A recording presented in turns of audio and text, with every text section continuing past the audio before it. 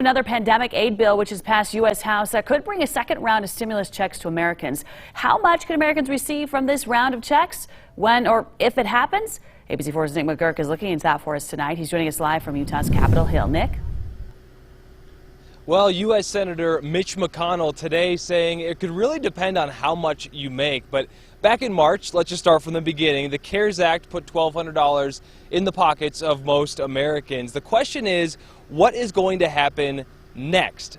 The House has already passed their own version of a bill. It's the HEROES Act. But again, today, U.S. Senator Mitch McConnell speaking at an event in Kentucky saying when the Senate takes this up in a couple of weeks, it may very well depend on how much money you make, and the folks who are making less than 40 grand a year have been hit hardest. So we're getting clues as to what this might look like. But let's just start from the beginning and tell you everything we know about the possibility of a check coming in the mail for you. The Democrat-controlled House passed the HEROES Act last month, which would authorize another round of stimulus checks for most Americans. Now, the Republican-controlled Senate won't be back in session for 2 weeks, but we're already hearing from the president and members of his administration that they do favor another round of stimulus checks and that they're working on their own plan.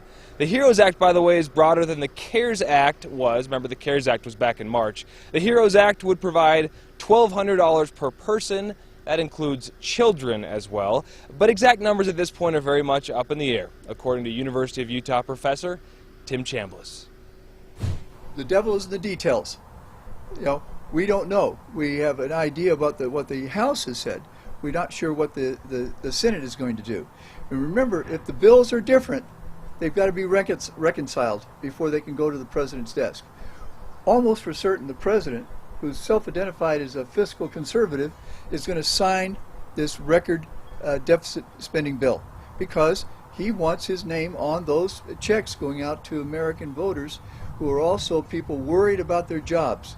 If they've lost their jobs or they're about to lose their jobs, they need this financial stimulus. They want this, and this would continue on pretty close to the November election. A lot of theories out there about what could happen, but I have seen online folks could be getting checks as early as August. It might be late August. Chambliss says he thinks that lawmakers are really going to want to push this through sooner rather than later, and he's pointing to the fact that there are 35 Senate seats up for grabs. Of course, the presidential election, and then all of the U.S. House of Representatives, all the seats in Congress on the House side are up for re-election as well.